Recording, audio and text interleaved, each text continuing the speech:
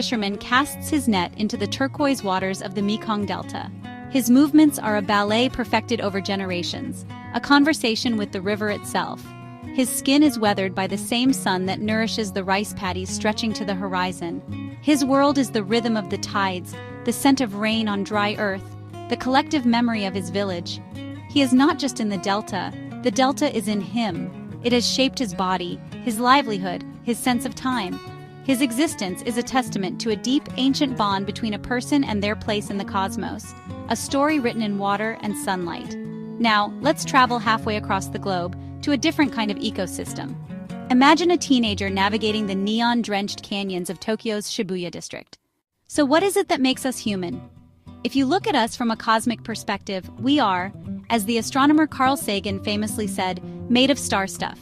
The carbon in our cells, the iron in our blood, the calcium in our bones, all were forged in the fiery hearts of stars that lived and died billions of years ago.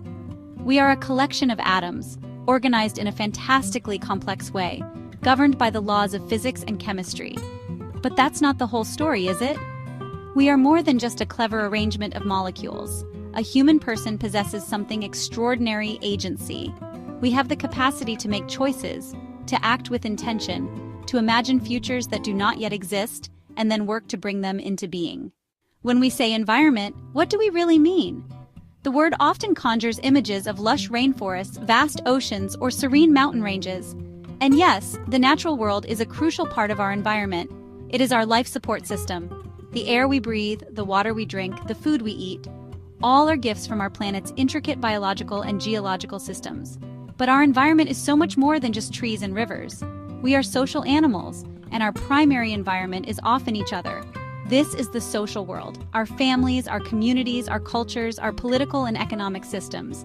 It is a web of relationships, rules, and shared understandings. In the last few centuries, and especially in the last few decades, a new layer has become powerfully dominant: the technological environment.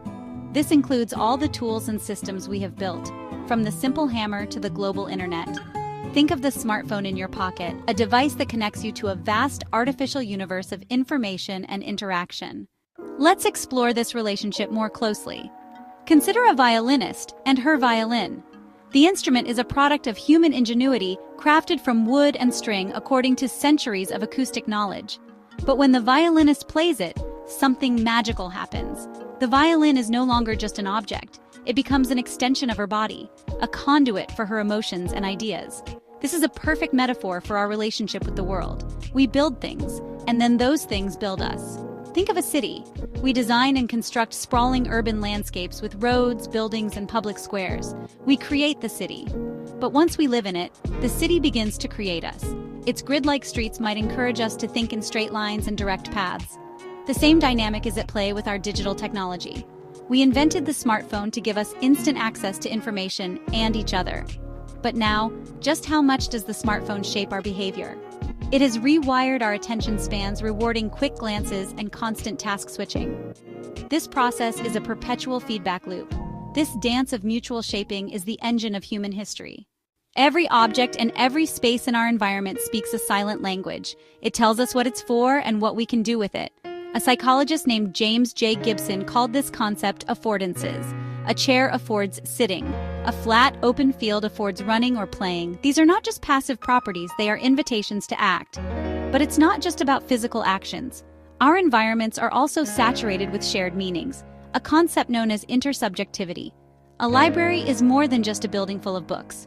It is a space that we have collectively agreed means quiet, study, and knowledge. Consider the case of indigenous lands. For many indigenous cultures, their ancestral land is not just a resource to be used. It is the very foundation of their identity, spirituality, and history. If our environments are so powerful in shaping our lives, then we must confront a difficult truth. Not all environments are created equal. The opportunities afforded to a child growing up in a safe, wealthy suburb are vastly different from those available to a child in an impoverished neighborhood plagued by pollution, violence, and underfunded services. This inequality of environments is a fundamental issue of justice.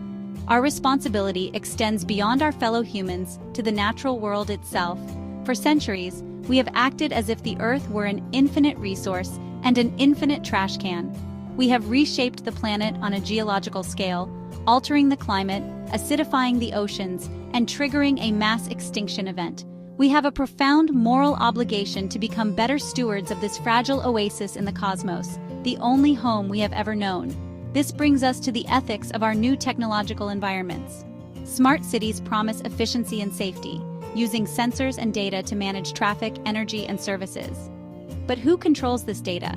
Who writes the algorithms that make decisions? We must be vigilant to ensure that these new technologies serve human values like freedom, privacy, and equity, and do not become tools for surveillance and control. We have journeyed across the planet and through the layers of our reality, from the stardust in our veins to the symbolic worlds in our minds. The conclusion is inescapable. You are a product of your world, but you are also its architect. You are a being in the world, a node in a vast interconnected network of nature, society, and technology. So I invite you to become an explorer of your own environment. Look around you right now. What does your immediate space, your room, your home, your neighborhood, afford you? What actions does it invite? What feelings does it evoke? Think about the paths you travel every day.